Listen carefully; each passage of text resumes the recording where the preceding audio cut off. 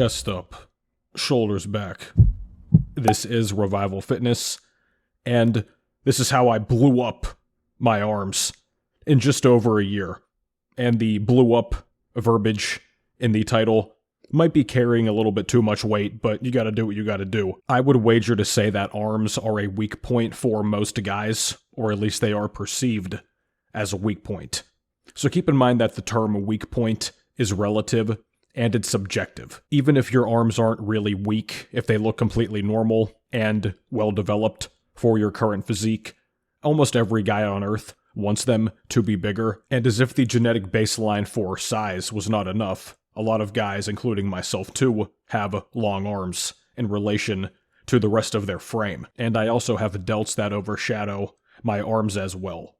So if you're somebody like me, you're going to have to prioritize your arms to get them to grow as quickly as possible. But at this point, it is late October 2025 as I film this. I've been hyper-focused on my arms, not even in terms of volume, mind you, we'll talk about that coming up soon too, but I've been prioritizing them for just over a year, and even within the first few months I got some pretty noticeable results. The pictures you see on screen now, left is January 2024, and the right is January 2025. And these are not exactly the same angle and camera distance, but I think they are pretty close. So this is not even a full year of arm prioritization between these two photos. My weight then was pretty similar to what it is now too. So I think it's safe to say without a doubt that I've gained at least 1 inch on my arms. Is it all muscle? Maybe not, but I think a very high percentage of that is. In these pictures as well, this is August 2024 to August 2025. So in this one on the left, I had just began isolating arms to start multiple workouts per week. And then the right, this is after a while of doing so. But something we have to cover is measurements too. Because guys are always asking, what do your arms measure, bro? I barely ever measure myself, guys. But last year, in the fall, right whenever I started the true prioritization of the arms, I was about 15.5 inches when flexed. And at this point now, I am getting close to 17. My arms are over 16.5 inches. But in terms of arm measurements too, not only are they often lied about, sometimes egregiously, but a lot of guys really fluff up their numbers because they are higher body fat. Oftentimes, the guys that talk about having the biggest arms are also 20% body fat. If those guys really cut down, they could easily lose upwards of 1 inch or even more on their arms. Especially depending on the starting point, some guys could lose a lot of mass on their arms, even if it's all fat and water that contributes to the measurement. A good test, and this is something I've experienced a lot lately, if you can have your arms at the same size as they were in the past, when you were heavier at the current point while being leaner, that is proof that they've grown. And if you can even surpass the past numbers at higher body fats, at lower body fats now, you're in good shape. And beyond that too, of course, you can simply tell how things are fitting in clothing, keeping the body fat similar too. The shirts are getting more snug, long sleeve or short sleeve. My arms are filling out things much more now than they ever have in the past. Same exact attire, and it's always nice to flex your muscles with a pump at the gym, and especially if you got a tank top on or if you're shirtless. But the real benefits, reaping the rewards of growing your arms, really happens when you're in day-to-day life. You're in general shirts, in your work uniform, and formal attire, and your arms are bigger, and people can notice it. They compliment you. No pump, totally flat. You're clearly bigger then. That's when you know you're getting somewhere. And no matter your exact style, what really ruins a good look is a raggedy old belt. You can see mine here. This needs thrown away. It looks completely terrible. But I still see so many guys walking around with these, and you should put an end to it. I think you should upgrade to the sponsor of today's video, Anson Belt and Buckle. I've had some of their belts for a number of weeks now, and I can tell you, they are supreme quality. Anson is a family-owned company that's been around since 2009, and they've completely reinvented how belts should work.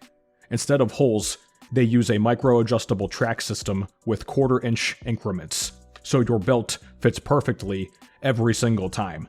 This also means if you are losing fat, it's still always going to fit just as you need. Same as if you are bulking, building muscle, getting bigger, maybe putting on some body fat as well, there's no problems in that department. No matter how your body may be changing, the Anson belt and buckle system is going to seamlessly mold to fit you best. Long gone are the days of being really far between one hole to the next. The belt is either too loose or too tight. With Anson, it always fits perfectly. And once you experience this quality and this convenience and the fit and the comfort, you're never going to go back to standard belts. You can also mix and match the different styles of the belts and the buckles. You're always going to have a fresh set that matches your outfit perfectly without having to buy dozens of belts to clutter up your closet or your suitcase. They look great, they feel great, they're made of great quality, and they move with you no matter what you're doing. Since I got mine, I've been wearing them non-stop because they're so versatile. Whether it's simply running errands, a casual setting, a date night, business, or a more formal attire as well, these fit any occasion that you could ask for. I am never going back to old belts. But don't just take my word for it, because Anson has over 40,000 5-star reviews. They're still proudly family-owned and operated with great customer service, and they back their belts and their buckles with a lifetime guarantee on functionality. They firmly stand behind every product that they make, and once you try them out, you're going to see why. And because Anson Belt and Buckle is sponsoring today's video, when you click the link in the description or scan this QR code on the screen to build a box set, you'll get 2 bonus pieces, a buckle and a strap, completely free. That's 3 buckles and 3 straps, which can be mixed and matched into 9 unique belt combinations, all in one box. This is an exclusive deal that you're not going to get anywhere else. So click the link, build your set, and upgrade your belt game today. Now that said, context is also important here, because I am almost into my 10th year of training. Most of you are not.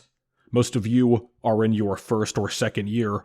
You may still be like me whenever I was younger too. You may be in the gym for a number of years at this point, but effectively you're still a novice. You've not really made any serious gains yet. I generally do not advocate doing the arm prioritization or specialization, whatever term you want to use. Most of you do not need to do this. You're still going to, but you don't need to. You could say that your arms are a weak point, but realistically, so is everything else. So the question becomes, is it worth prioritizing arms at the current point? Keep in mind, if you do so, the rest of your lifts on a given day are going to suffer. And this is where a lot of guys get stuck, because they want the best of both worlds. So let's say, for example, you normally start an upper body day with the bench press. You can do 185 pounds for 8 reps. If you start the day instead with, let's say, a tricep press down, there's a good chance on the bench press you're only going to get 185 pounds times 5 to 6. It could even be less than that, especially depending on the grip width that you take and how hard you hit the triceps prior. Same with something for the back, let's say pull-ups or chin-ups. You normally do those with body weight for about 12 reps or so. You're essentially guaranteed to lose at least 1 to 2 reps if you do some type of curl first. This is simply the price you pay. And there's ways that you could potentially mold your split to try to get the best of both as much as you can. We can talk about that coming up. So in terms of the training splits themselves, most splits, if there is not a designated arm day, and there usually is not in most of them besides the bro split, the arms are going to be hit after bigger muscles are covered. So typically, say a push day, you've got the bench press, maybe some type of fly, maybe something for the shoulders, another press, then the triceps are going to be at the end. Same with the biceps on a day that is focused on the back. And as talked about earlier too, I would advocate that a lot of you still adhere to that similar principle, but the obvious problem there is that you by default cannot prioritize something that is going to be later down, especially last, in the order of operations of the given workout. Then from there, a lot of people, and I've done this myself too, I have programs like this as well, they will add an arm day. Now, in terms of how these are broken up, you can have the arm day be the only day that trains the arms. The better option in terms of getting the arms as much as possible, you could do, as mentioned a second ago, have the typical days where the arms are hit later down the list, then on the arm day, they take priority. So you kind of get a mix of both in that sense. And keep in mind, many guys see a noticeable improvement, often in a relatively short time frame, simply by adding the arm day. I've got many anecdotes of guys running my programs who have seen the same. I've had a lot of guys who have added an inch or more to their arms in only a number of months. And a designated arm day also is very good because it's something you can get done quickly. It only needs to be really 4 exercises. Let's say 2 for the biceps, 2 for the triceps. And you could also go up to 6. Let's say you include 2 types of a wrist curl if you want to focus on the forearms as well. You can finish that entire workout in under about 45 minutes, maybe an hour. But when it comes to the arm isolations, you don't have to take long rest periods. Like anything else, 2 to 3 sets is the most that you need if you're pushing intensely. The arm day is something that is easy to do, and it doesn't have a whole lot of overall fatigue that comes with it either. So as alluded to earlier, if you want to get the best of both as much as possible, the arm growth directly, as well as still improving on other big exercises, such as the bench press, I think a dedicated arm day per week on top of or within a general program is going to be the best way to do that. You're just going to have to make sure that you have the program laid out strategically and effectively. Check mine out down below. I lay out everything you need, not just another list of exercises. So from there, you could also try 2 arm days per week, which in terms of scheduling, it might not be every 7 days. It could become an asynchronous schedule. So for example, let's say PPL bra. Let's say, for example, you do push-pull legs, arms. Hopefully you take at least 1 rest day in between. Push-pull legs, arms, something like that.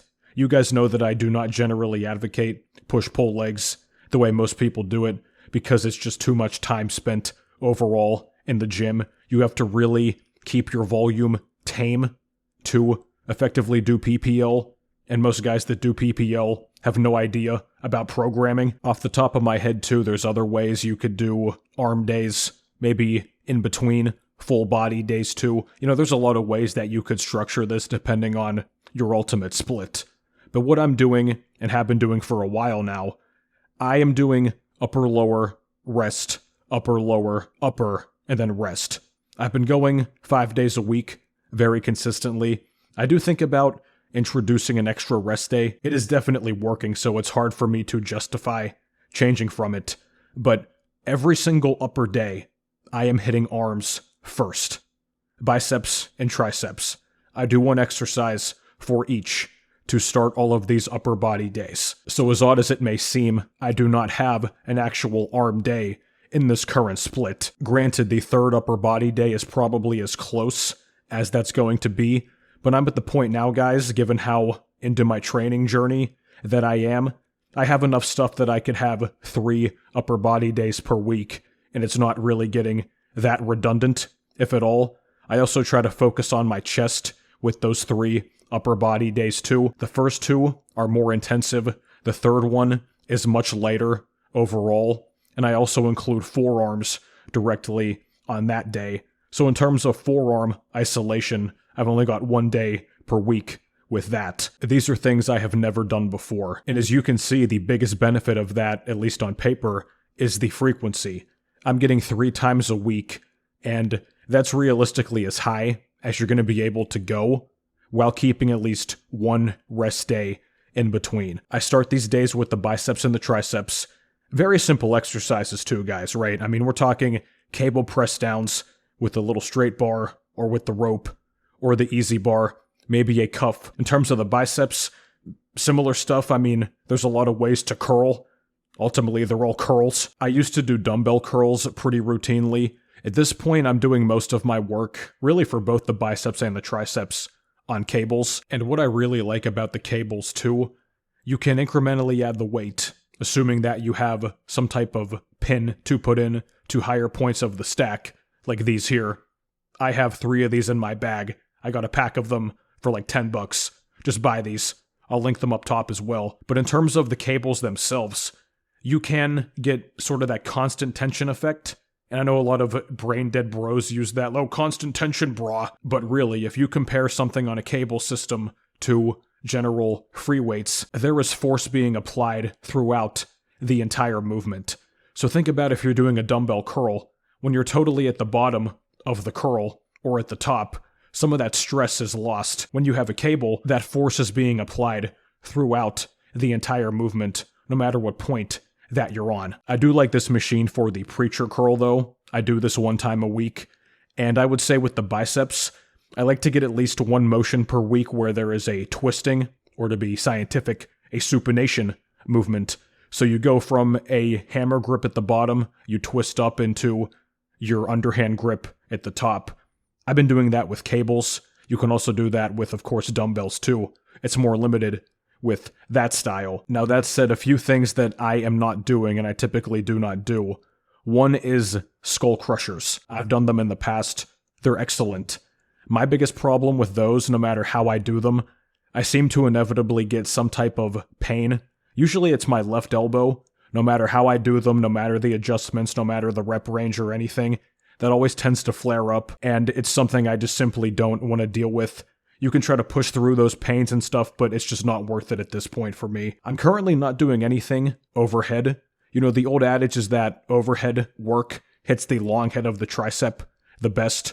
That is now under fire too in the new age science-based community. I stopped doing those myself a while ago just to see, and I've not really added them back in. I'm not seemingly lacking in terms of development. You can try that for yourself, but I think the old adage of overhead work must be included to hit the long head, I think that is something else that is becoming outdated thinking. I think the best way to hit the long head of the tricep, realistically, just keep your arm as tucked to the side as you can. You can see me doing it here with these cuff single arm tricep extensions. In terms of the biceps as well, I really don't do standard barbell curls. I tend to get wrist pain when doing those as well. It's something that I just don't want to deal with, as good of an exercise as those are. Something to keep in mind though is just talked about. Because the progression on isolations, especially given versions of isolations, can become so slow, the biggest mistake, and I'm very guilty of this myself, a lot of people tend to rock and sway back and forth when they do their arm training. You can see this any day of the week in any gym that you go to. Some guy's going to be doing curls, whether it's barbells, dumbbells, cables, whatever. Then by the time he finishes the rep, he's at a 30 to 40 degree angle in his torso. This also can happen with tricep press downs, I think to a lesser extent, but it does happen, and I've done this too. Oftentimes, especially if you bring your arms up very high, you can sort of lean into it and then kind of push your hips back, get some momentum, and then thrust the weight down. So be sure, one, to record your form periodically. There's no other way to know this, guys. You cannot judge this properly by looking in the mirror during the set and craning your neck. It does not work. Grab one of these cheap tripods. I'll link it up in the corner. Just get it. Don't make an excuse. But I finally recorded myself after months of not doing it, and I saw the same thing. I realized leading up to that point, I was feeling like hot shit. I was progressing very consistently. I was hitting weekly PRs, even adding plus 5 pounds to these isolation movements, even as experienced as I am. And I was like, oh yeah, man, I'm making gains, I'm isolating arms, everything's going great. Till you record yourself and it's like, oh, so that is something to keep an eye on. If you're making just consistent, steady progress, adding weight week after week after month to arm isolations, even as a younger lifter, you should be doing that more reliably then. But if that's happening consistently, I think there's a good chance that you're cheating on your form and not realizing it, because these lifts are going to be slower to progress on by default. Guess what? Had to reduce the weight. But you notice now with my cable curls, for example, I am staying about as vertical as I possibly can the entire time. I am not swaying, I'm not rocking. There's a little bit of movement, of course, that's inevitable, but this is much more buttoned up than it was before. Now with that said, make sure your form is buttoned up, yes, but still push yourself intensely. This is the bleeding edge you have to find and apply. And a lot of people, when they train arms, they have the picture-perfect textbook form. You see these guys on the tricep press down, right? Slow exhale, and nice and smooth and really controlled. That looks nice, but you still need to push yourself to a high point of intensity to spur growth. And a lot of guys don't do that. This is something that can take a while to really nail down. So remember, record your form. You have to get this down with visual confirmation. You can't just assume that it looks good, because it never does when you think that it does. But once you can get the form very good and still push yourself very intensely, I see no reason not to push arm isolations really to failure. I mean, given the fact that the fatigue demand overall is not high, why would you not push these as hard as possible? I mean, for all of my arm isolations, you can see here, man, I am straining like crazy by the final reps. I either go to the point that I know if I tried another rep, no chance I could do it, 100% certainty, there's no way. That also takes time to learn and adjust to as well. Look at my recent videos too about training intensity, but if I go for that extra rep, I pretty much always am going to fail it. If I don't, it is a grueling struggle to finish it. I only stop the sets at that point. And when you train that hard, you don't need that much volume, as talked about recently too. So you may think I'm doing a ton of volume for the arms. Oh, 3 days a week, bro? Starting the sessions with that? How many sets a week? 15, 16? Not even close. More like 6 to 8. At this point, I do like 2 sets per exercise. Sometimes if I'm feeling the effects, just being tired overall, and if I'm plateauing a bit, I will drop down to 1 set for these given exercises. So really, if we say bicep and tricep to start, 2 sets each times 3 days a week, that is 6 sets of isolation for the arms. And sometimes, like I said, it's less than that. And that's it. Now, the arms are being hit too during the rest of these workouts, right? Chest presses, dips, rows, pull-downs, pull-ups, that type of stuff. They're not only getting hit in the isolation context, but in terms of sheer isolation, the volume is not high, as many people would expect and think you have to do to see these results. You're training 3 days a week, especially some of these days there's only 1 rest day in between. You cannot push any significant amount of volume and then recover sufficiently with only 1 rest day in between. So if you want to train like me, be sure to check out my training programs linked down below. All kind of testimonials from tons of satisfied guys that have used them. And I consider releasing a new program coming up, maybe like arm specialization focused. If you're interested in that, comment down below. I'll think about it. Might take some time. But this has been it for me, guys. Thank you for watching. If you want to get in direct contact with me to talk about your own training, nutrition, and anything else, check out the links down below too, and grab the Body Composition Bible, my full in-depth nutrition guide. Stop wasting your time, not only in the gym, but also the kitchen, and the grocery store, and Uber Eats, and the snack bar, and vending machines, and everywhere else too. And I will catch you guys next time.